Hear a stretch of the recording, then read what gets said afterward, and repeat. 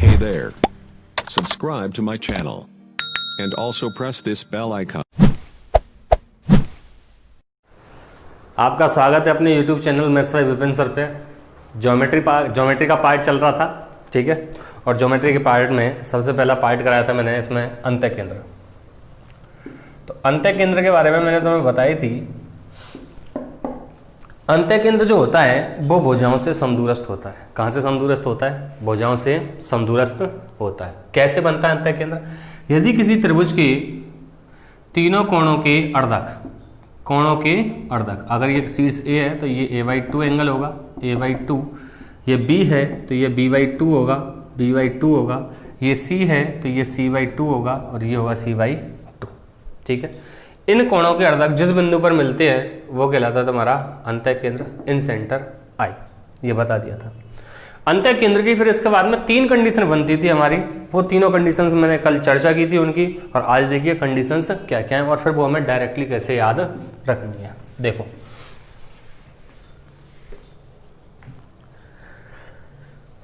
एक त्रिभुज, इस त्रिभुज के तीनों कोण ए बी सी, अगर इस त्रिभुज के 2 कोणों के अर्धक, this is b/2, b/2, c/2 और c/2, जिस बिंदु पर मिलते हैं उसका हमें निकालना है कोण। ये वाला बात है समझ में। सब जानते हैं कि त्रिभुज के तीनों कोणों का योग जो होता है, कोण ए प्लस कोण बी प्लस कोण सी बराबर होता है 180, ठीक है। अब यहाँ पर b/2 और c/2 मतलब हाफ कोणों की बात हो रही है, तो यहाँ हम हाफ कर देते हैं इनके, तो ये हो जाएगा a/2 b/2 कोण c/2 इधर 90, ठीक है। चलिए, मैंने इसको नाम दे दिया आई इन सेंटर। तो हमें चाहिए कोण कौन सा? BIC। अगर मैं त्रिभुज BIC की बात करता हूँ तो इसके तीनों कोणों का योगफल भी कितना होगा भाई? 180। तो यहाँ कोण b/2 प्लस कोण c/2 प्लस कोण BIC इक्वल्स टू कितना होगा? 180 डिग्री। कोई दिक्कत नहीं है? दिक्कत नहीं होनी चाहिए, ठीक है भाई। त्रिभुज ले लिया मैंने, कौन सा वाला? छोटा वाला। और इस त्रिभुज के तीनों कोणों का जो योगफल है वो भी तो कितना होगा? 180, क्योंकि त्रिभुज छोटा हो चाहे बड़ा हो, पतला हो चाहे मोटा हो, उसके तीनों कोणों का योगफल कितना आता है? 180। तो यहाँ भी इस त्रिभुज के तीनों कोणों का योगफल 180 आ रहा है। हमें b/2 प्लस c/2 की वैल्यू चाहिए, और b/2 प्लस c/2 की वैल्यू हो जाएगी 90 माइनस a/2, ठीक है। तो यहाँ से कोण BIC बराबर में डायरेक्टली लिख सकता हूँ, ये उधर जाके माइनस होगा। चलो पहले लिख देता हूँ एक बार, है ना, थोड़ा सा अच्छा लगेगा। क्या लिखना है भाई मुझे? b/2 प्लस c/2 की वैल्यू हो जाएगी 90 माइनस a/2, यही बनेगी भाई, ठीक है। प्लस बराबर 180 डिग्री। देखो 90 ने 180 में से 90 को चटका दिया तो 90 रह गया, उधर जाके माइनस हुआ। और ये माइनस a/2 उधर जाके का हो जाएगा भाई प्लस का। तो ये हो जाएगा कोण BIC बराबर 90 प्लस कोण a/2। ये बात समझ में आई? इसका मतलब त्रिभुज का जो अंतःकेंद्र का कोण बन के आ रहा है वो निकल के आ रहा है 90 प्लस तीसरे कोण का आधा, 90 प्लस तीसरे कोण का आधा। कैसे कैसे वो चीज समझना कि यहाँ पे शीर्ष B यूज हो गया, शीर्ष C यूज हो गया, तो बचा कौन सा? शीर्ष A, ठीक है। तो 90 प्लस a/2 हो गया। क्लियर? अगर मैं तुमसे कह देता हूँ इस तरीके से होता, हमें ये वाला कोण चाहिए होता, अब की बार अर्धक कोण कौन से होते? a/2 और b/2।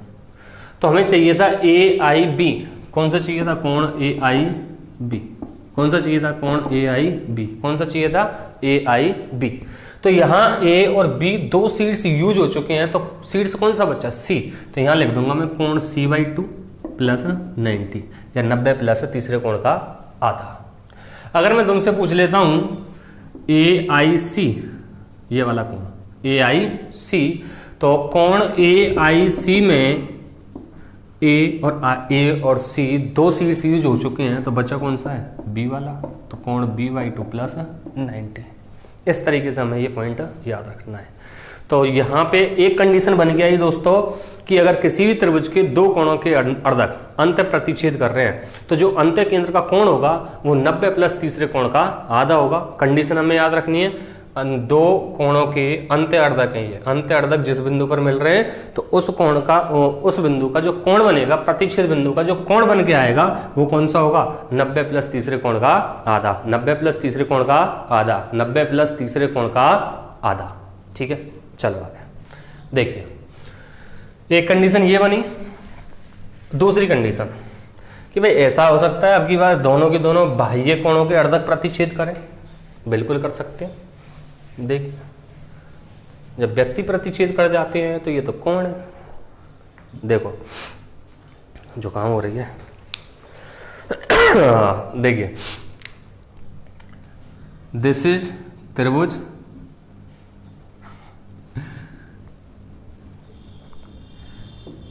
ABC, clear.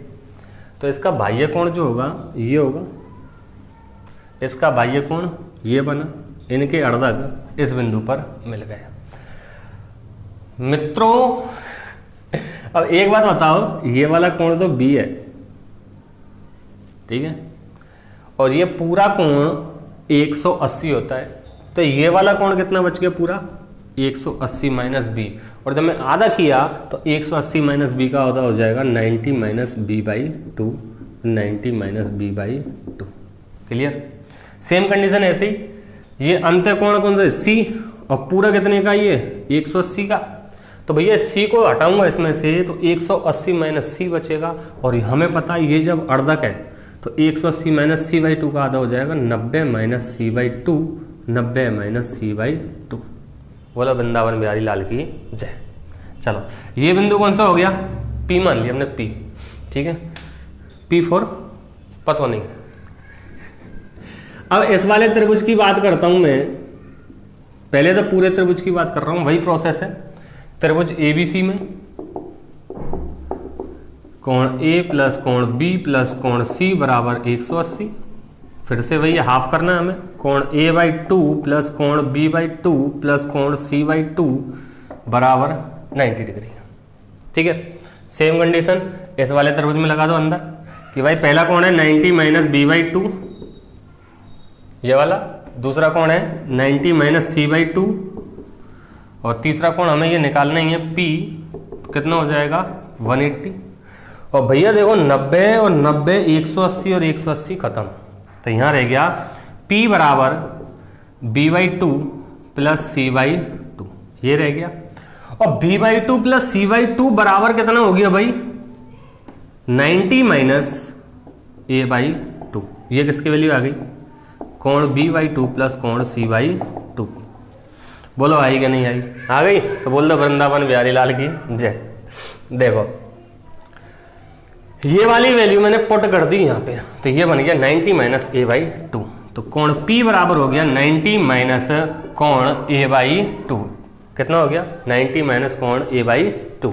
तो जहां दो कोणों के अर्धक अंत्य प्रतिच्छेद कर रहे थे, मतलब अंदर वाले कोणों के अर्धक जिस बिंदु पर मिलते हैं उस बिंदु का कोण, मतलब अंत्य केंद्र का कोण जो बनता है वो 90 प्लस तीसरे कोण का आधा होता है, और यहाँ पे 90 माइनस तीसरे कोण का आधा होता है। बात आई समझ में।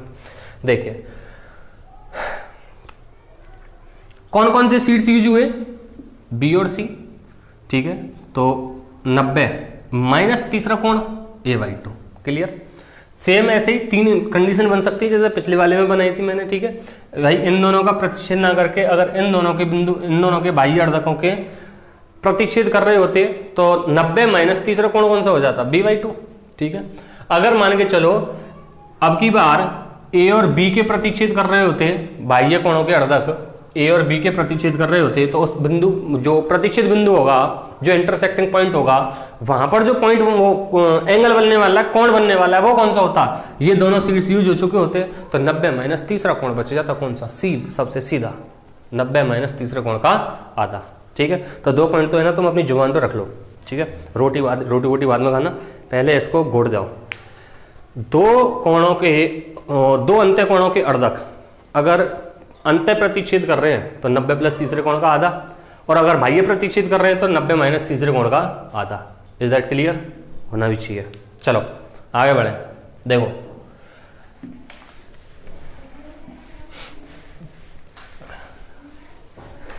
गंगा जमुना दोनों बह रही हैं ठंड की वजह से। देखिए अगला क्वेश्चन, भाई एक अंत्य कोण का अर्धक और एक बाह्य कोण का अर्धक प्रतिच्छेद करे।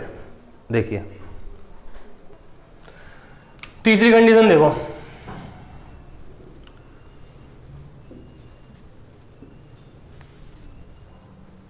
ए बी सी, ठीक है, इसका तो अंतर्र्धक हो गया ये, तो ये रह गया b/2, ये रह गया b/2, इसका बाह्य अर्धक हो गया ये, तो ये है। अब यहाँ पे बात कर रहा हूँ, देखो ये वाला अंदर वाला तो कौन सा है, c, ठीक है, और पूरा कितने का ये 180 का, तो बचा कितना 180 माइनस सी, और आधा करूँगा तो 90 माइनस c/2, 90 माइनस c/2 ठीक है।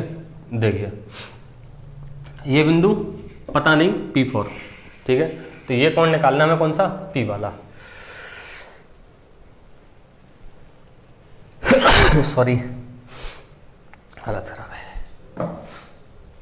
देखो वही प्रोसेस, कोण A प्लस कोण B प्लस कोण C बराबर 180 होता है, तो हाफ कर देता हूं मैं, कोण A/2 प्लस कोण B/2 प्लस कोण C/2 बराबर 90 इक्वेशन, ठीक है।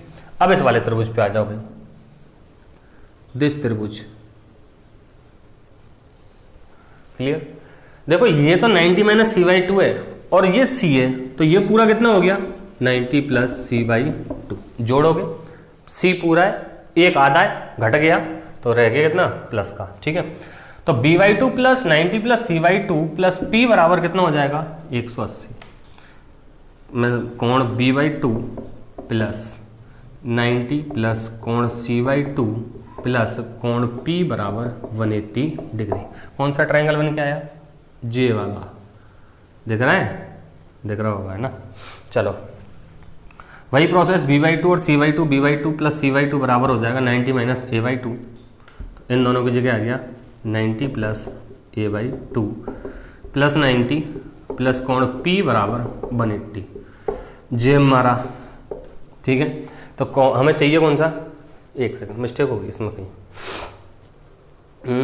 ये माइनस होगा 90 माइनस कोण a/2, ये इधर जाके माइनस होगा, ठीक है। चलो तो अब यहाँ पे a/2 उधर चला गया तो प्लस का हो गया, तो कोण p बराबर कितना रह गया भाई, कोण a/2। बात ही समझ में, मतलब सीधा सीधा सा तीसरे कोण का आधा, क्लियर। तीसरी कंडीशन क्या बन के आई, एक अंतर्र्धक एक बाह्य अर्धक, जिसके अंतर्र्धक और बाह्य अर्धक के शीर्ष यूज हो रहे हैं वो तो आने ही नहीं है, सीधा सीधा सा तीसरे कोण का आधा। तीसरा शीर्ष कौन सा बच रहा है, ए वाला, तो आधा हो जाएगा a/2, ठीक है। तीन कंडीशन हो चुकी हैं, तीनों कंडीशन याद रहेंगी, उम्मीद भी यही है। चलिए आगे बढ़ते हैं। तो ये बात हुई थी हमारी अंतः केंद्र वाली। अब बात करेंगे हम परिकेंद्र, ठीक है। चलो देखिए यहीं पे ले लेता हूं मैं, परिकेंद्र की बात पीछे करेंगे। यहाँ पे अंत्यव्रत और परिव्रत समबाहु त्रिभुज के क्या होते हैं वो चीज़ हम समझ लेते हैं। देखिए स्पेशली समबाहु त्रिभुज, अंत्यव्रत और परिव्रत का क्षेत्रफल क्या होता है, त्रिज्या क्या होती है, त्रिज्याओं का अनुपात क्या होता है, क्षेत्रफलों का अनुपात क्या होता है, ध्यान देना। देखो भाई समबाहु त्रिभुज इक्विलेटरल ट्रायंगल, ठीक है, in which triangle 3 sides are equal और 3 angles are equal, A B C, A B और सी, ठीक है। तो यहाँ पे मैं तुम्हें एक पॉइंट पहले ही बता देता हूँ कि समबाहु त्रिभुज जो होता है उसका शीर्षलंब, एल्टीट्यूड, उसकी माध्यिका मीडियन, ठीक है, शीर्षलंब और माध्यिका एक ही होती है। कैसी होती है, एक ही होती है, ठीक है, समबाहु त्रिभुज में। और यही होता है तुम्हारा समद्विबाहु त्रिभुज में, जो दो भुजाएं हैं उनका शीर्षलंब और जो माध्यिका होगी वो एक ही होती है, ठीक है। आगे बात आएगी, मैं समझाऊंगा अच्छे से। यहाँ तो केवल तुम्हें एक चीज़ याद रखनी है कि समबाहु त्रिभुज जो होता है उसकी वही माध्यिका होती है, वही तो मीडियन होती है, वही उसका शीर्षलंब होता है, वही उसका क्या होगा एल्टीट्यूड, ठीक है। चलो एल्टीट्यूड मतलब परपेंडिकुलर हाइट होती है तो हम इसको h से डिनोट करते हैं, ठीक है। समबाहु त्रिभुज है तो तीनों भुजा जो है वो समान रहेंगी, और हमें पता है कि माध्यिका जो होती है सामने वाली भुजा को समान दो भागों में बांट देती है, a/2 और a/2, ठीक है। चलिए, और ये भी पता है कि हमें जो माध्यिका, अच्छा एक चीज और, समबाहु त्रिभुज का केंद्रक, परिकेंद्र, अंत्य केंद्र, लंब केंद्र एक ही होता है, ठीक है। तो इसका जो ये है ये क्या कहलाएगा, केंद्रक। केंद्रक का मतलब सेंट्रॉइड, केंद्रक। और ये हमें पता होना चाहिए कि माध्यिका जो होती है, माध्यिका को केंद्रक 2:1 में बांटता है। कितने अनुपात में बांटता है, 2:1 में। मतलब पूरी h है तो ये हो जाएगी अपनी 2h/3, मतलब पूरा पार्ट कितना है 2:1, मतलब 3 यूनिट की वैल्यू h है, 1 यूनिट की वैल्यू h/3 हो जाएगी, तो 2 यूनिट की वैल्यू 2h/3 हो जाएगी, और ये 1 यूनिट की वैल्यू h/3 हो जाएगी। अब ध्यान देना, जब मैं अंत्यवृत्त बनाऊंगा तो इस तरीके से ही बन के आएगा भाई।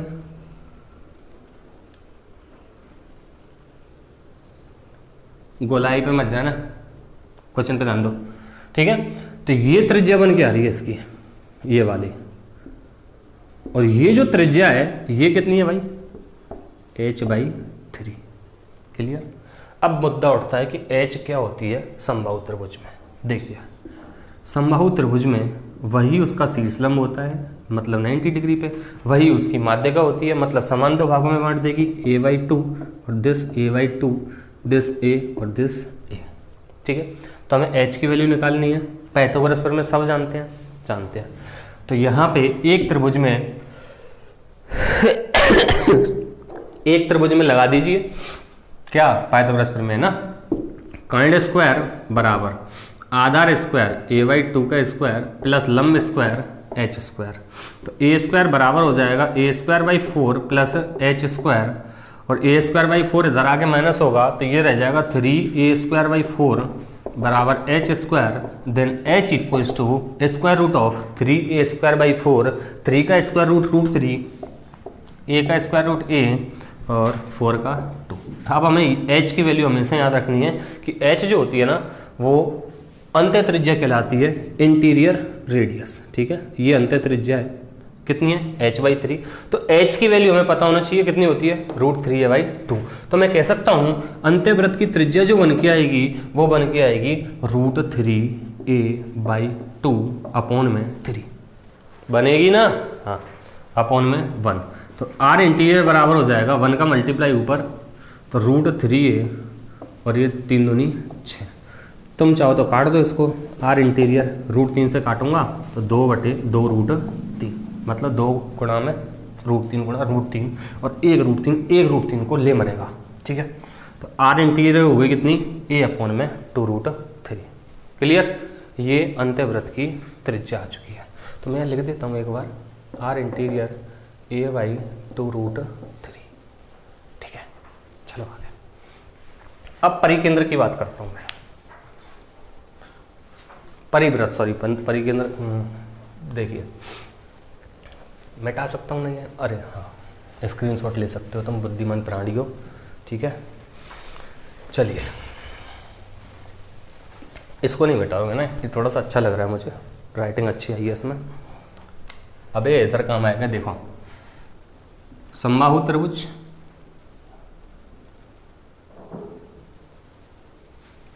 ये परिवृत्त हो गया, शीर्षलंब हो गया, ठीक है। ये सेंट्रॉइड हो गया, यही इंट सेंटर है, यही क्या सरकम सेंटर है, ठीक है, यही ऑर्थो सेंटर है। अंत्य केंद्र, लंब केंद्र, परिकेंद्र और केंद्रक एक ही बिंदु पर होता है समबाहु त्रिभुज में, ठीक है।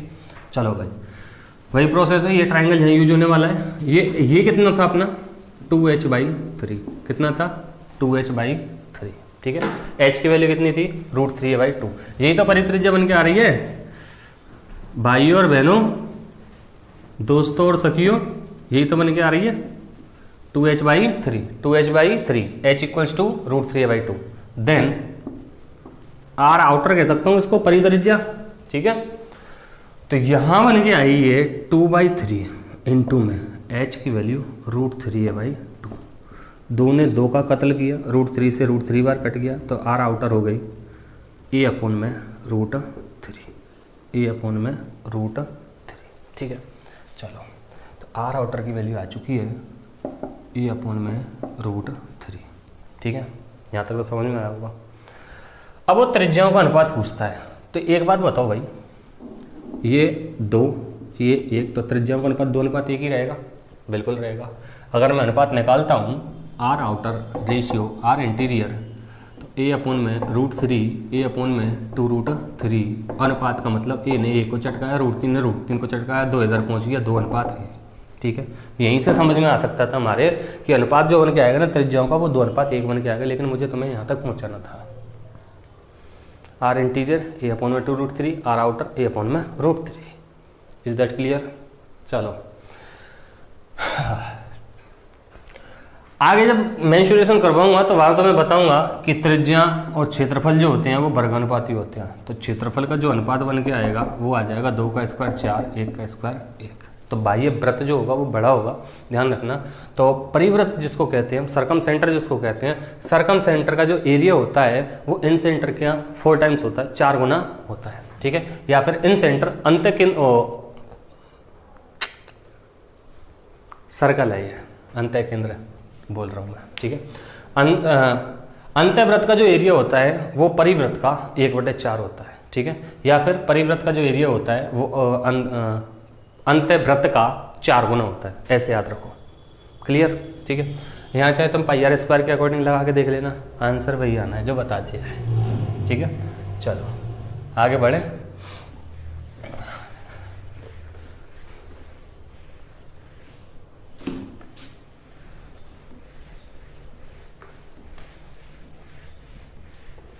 देखिए आगे, परिवृत्त किसे कहते हैं? मुद्दा आया, परिवृत्त किसे कहते हैं? ठीक है, परिवृत्त और पढ़ाऊंगा केवल परिवृत्त, सरकम सेंटर, परिवृत्त नहीं परिकेंद्र। अरे यार, कल से बुद्धि को 4 भागों में अक्षर दिए जाएंगे। सरकम परिकेंद्र, सरकम सेंटर।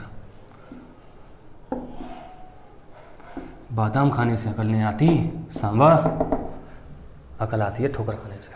ऐसा नहीं है तुम रास्ते में जाओ और धड़ाधड़। ठीक है, ये बेवकूफ़ समझेगा। परिकेंद्र कहा जाता है भुजाओं के लंबवर्धक। किसी भी त्रिभुज में कितनी भुजाएं होती हैं? 56, 3 होती है ना, ध्यान रखना। भुजाओं के लंबवर्धक, तो भुजाओं का लंबवर्धक 90 डिग्री, इस भुजा का लंबवर्धक 90 डिग्री। ठीक है, इस भुजा का लंबवर्धक 90 डिग्री। जिस बिंदु पर मिलते हैं, तो 2 भुजाओं के लंबवर्धक जिस बिंदु पर मिलेंगे तो तीसरा भी उसी पर मिलेगा, स्वाभाविक सी बात है ना। ऐसा क्वेश्चन आ चुका है कि किसी त्रिभुज में 2 भुजाओं के लंबवर्धक जिस बिंदु पर मिलते हैं, किसी बिंदु पर प्रतिच्छेद करते हैं, तो तीसरी भुजा का लंबवर्धक कहाँ से निकलेगा? वहीं से निकलेगा, सीधी सी बात है। ठीक है, आपस में मिलते हैं या, ठीक है, मेल मिलाप करते हैं। हाँ भाई, ठीक है, तो परिकेंद्र हो गया ये वाला। अब इसके अगर कोण की बात करता हूँ तो आगे जब जो वो पढ़ाऊँगा तुम्हें वृत्त, वहाँ बताऊँगा कि ये वाला जो कोण होता है परिकेंद्र, तो परिवृत्त भी बनेगा। एक जीवा द्वारा केंद्र पर बनाया गया कोण परिधि पर बनाए गए कोण का 2 गुना होता है। एक चाप द्वारा, एक ही चाप, एक चाप नहीं, एक ही चाप द्वारा, ये एक चाप हो गया, परिधि पर बनाया गया कोण केंद्र पर बनाए गए कोण का आधा होता है। ठीक है, ये पॉइंट हमें याद रखना है। ठीक है, और यहाँ पे डेफिनेशन याद रखनी है, इसमें ज़्यादा कुछ नहीं है। तो परिकेंद्र जो होता है, परिकेंद्र किसे कहते हैं? किसी भी त्रिभुज की भुजाओं के, वाह वाह वाह क्या बात है, किसी भी त्रिभुज की भुजाओं के लंबवर्धक जिस बिंदु पर प्रतिच्छेद करते हैं, 2 भुजाओं के लंबवर्धक जिस बिंदु पर प्रतिच्छेद करते हैं, तीसरी भुजा का लंबवर्धक भी वहीं से निकलेगा। ठीक है, ध्यान रखना। और जो परिकेंद्र का कोण होता है वो परिधि पर बने कोण का 2 गुना होता है। ठीक है, आज के लिए राम राम, धन्यवाद।